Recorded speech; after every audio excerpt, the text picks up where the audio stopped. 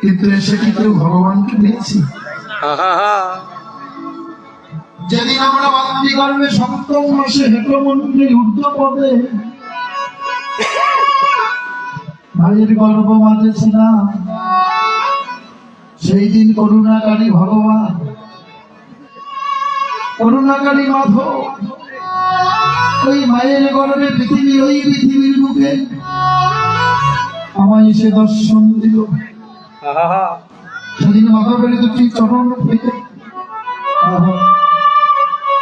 এই মায়ের গর্ভে চরণ জড়িয়ে ধরে বলেছিলাম, হে দয়াময়, হে দয়াময়। এ জগতে জন্ম দিবি কতবার গেল আমার আশা, শুধু মায়ার সংসার, এই মায়ার জালে আমি আবদ্ধ হয়ে শুধু তোমায় ভুলে গেল, তোমায় ভুলে গেলাম। তোমার সঙ্গ করার সুযোগ হলো না, শুধু সংসার, বিষয়, সম্পত্তি, আত্মীয় স্বজন এদের মায়ায় পড়ে আমি কতবার গেলাম আর আসলাম, কিন্তু তোমার সঙ্গ হলো। তাই দয়াময়, আমি ওই পৃথিবীর বুকে আর যেতে চাই। আজকে যখন মাতৃগর্ভে তোমায় পেয়েছি, আমি ওই চরণ ধরে থাকতে চাই, আমি ওই চরণের দাস হতে চাই। সেদিন ভগবান বলেছিলেন, মাতৃগর্ভে থাকার একটা সময় আছে, আছে না বাবা? 10 মাস 10 দিন পূর্ণ হলে এই মা যে আর ধরে রাখতে পারে, এখানে তোমার জায়গা হবে না, হয়তো তোমার বেরিয়ে যেতে হবে, তোমার কি করতে হবে? মাকে নিয়ে মাতৃ হত্যা পাপে তোমাকে মৃত্যুবরণ করতে হবে, তোমার মাকে নিয়ে।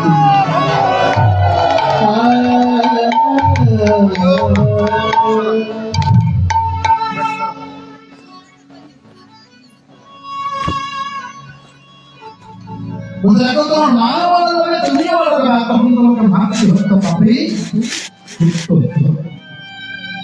এর থেকে তুমি জগতের মধ্যে চলে যাও,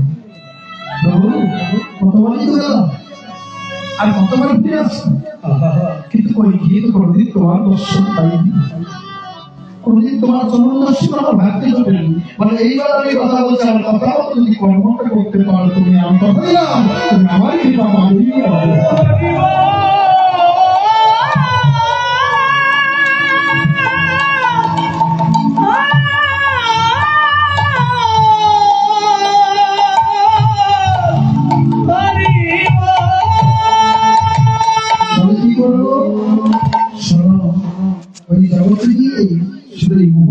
সংসারে আবদ্ধ থেকো না। সংসার ধর্ম বড় ধর্ম, এটা সবাই জানে।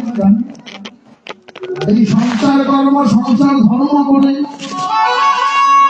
যখনই তুমি একটু সুযোগ পাবে, সুযোগে পাবে, যখনই একটু সময় হবে, আজকের মতো এখানেও সাধুগুরু বৈষ্ণবের বাগানে যেও।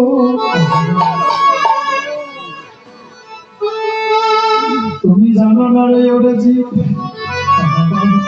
আমি নারদীয় পুরাণে নারদ সংবাদে কথাটা বলেছি, না হলে দৃষ্টানি বৈকুণ্ঠে যোগী নামে বিদয়ী ভক্ত ভক্ত ভক্ত জয়ন্তী তত্র তিষ্ঠামি হেরারো। আমি বৈকুণ্ঠে থেকেও আনন্দ পাই না। ভগবান বললেন, যারা সংসার ছেড়েছে, ঘর ছেড়েছে, পুত্র পরিজন সম্পত্তি বিসর্জন দিয়ে, যারা আমার নামের উপর ভর করে বড় মাঝে বসে দিবানিশি আমার নাম করছি, আমি ওই যোগী মুনি হৃদয়ে কখনো বিরাজে করি না। ওদের হৃদয়ে থাকতেও ভালো লাগে না, তবে আমি কোথায় থাকতে আনন্দ পাই না। আজকের মতো করে যেখানে আমার সাধু গুরু বৈষ্ণবের বদল হবে,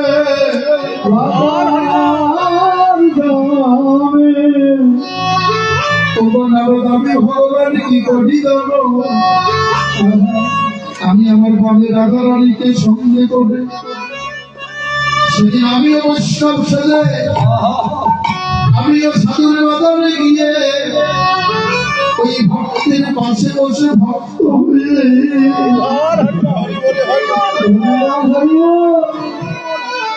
আমিও বৈষ্ণবের সঙ্গ করি।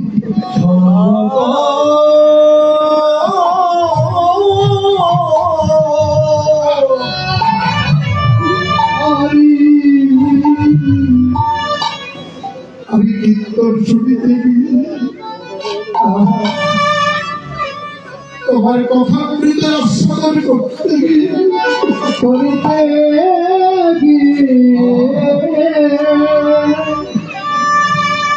ভক্ত যখন ভাবের ঘরে প্রবেশ করে আত্মস্মৃতি ভুলে যায়। এক ভক্ত আরেক ভক্তের চরণে হাত রাখিতে রাখিতে যদি ভাগ্যক্রমে কোনো না কোনো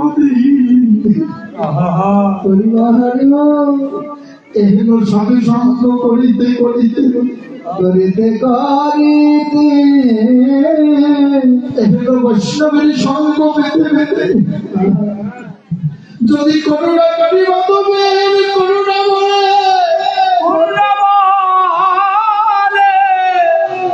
আমার এই করুণা করি মাধবের চরণে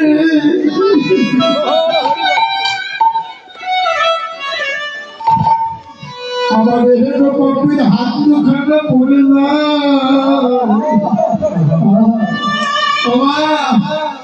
তাই তো সেই দিন আমার এই মানব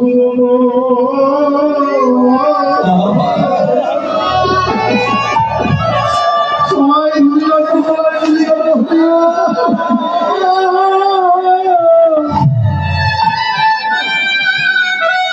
ধন্য হবে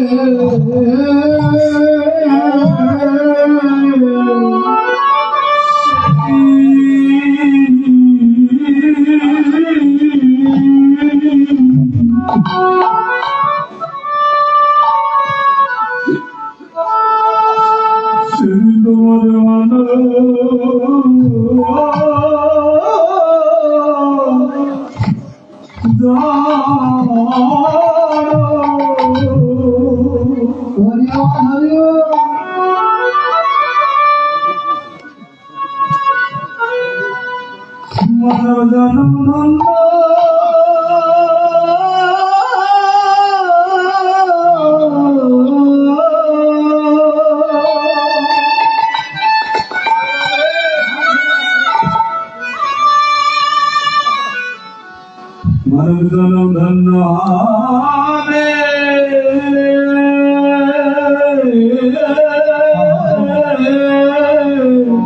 সেদিন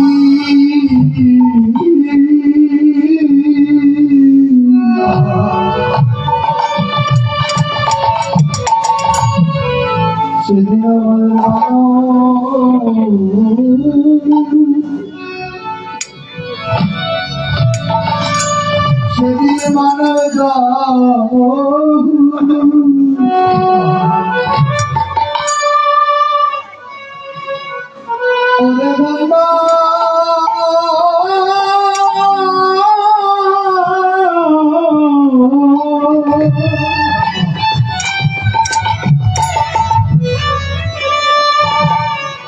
আমার গন্ধ ভাবে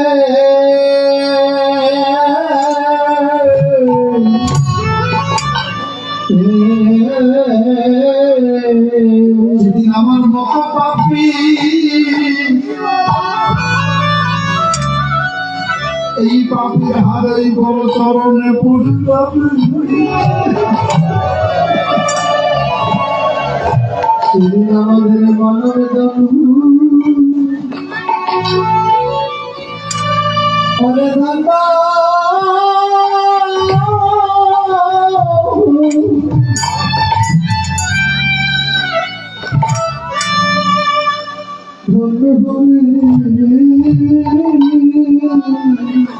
সেই দিনে যেমন ঘটতে হবে গো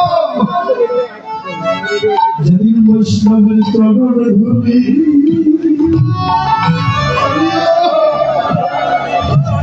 বৈষ্ণবের চরণ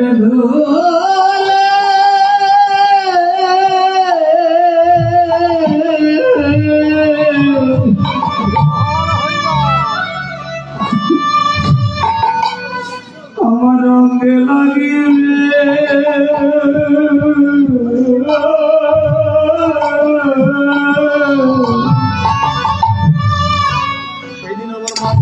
শ্রীরাম মতো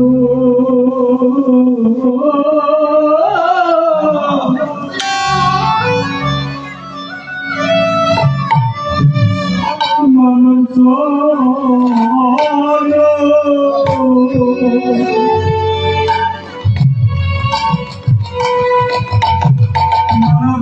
আমার ধন্য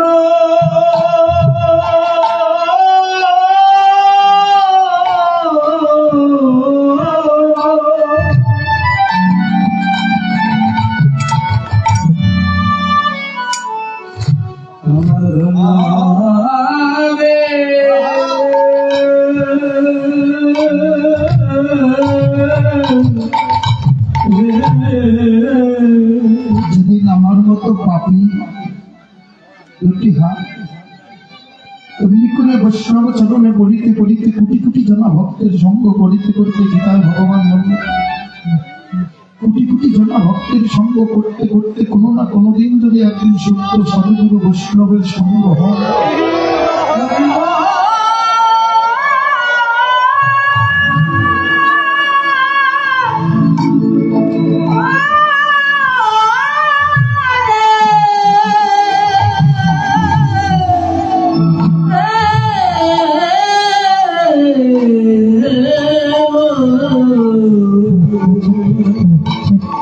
সেদিন আমার এই মানব জনমটা ধন্য হবে বলে জনম বড় দুর্লভ জনম নয় অনেক সাধনা করে অনেক তপস্যা করে 80টা লক্ষ যদি কত নাকি হয়েছিল তারপর হয়তো ভগবানের করুণা বলে আজকে এত সুন্দর মানব করিয়ে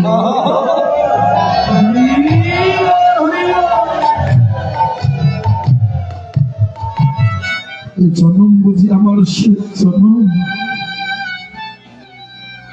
এ জনম চলে যাবার পরে আর হয়তো বা এমন বললে বলি বলো বদলি কৃষ্ণ ভজনযোগ্য জীবনে আর হয়তো আমার আশা হবে না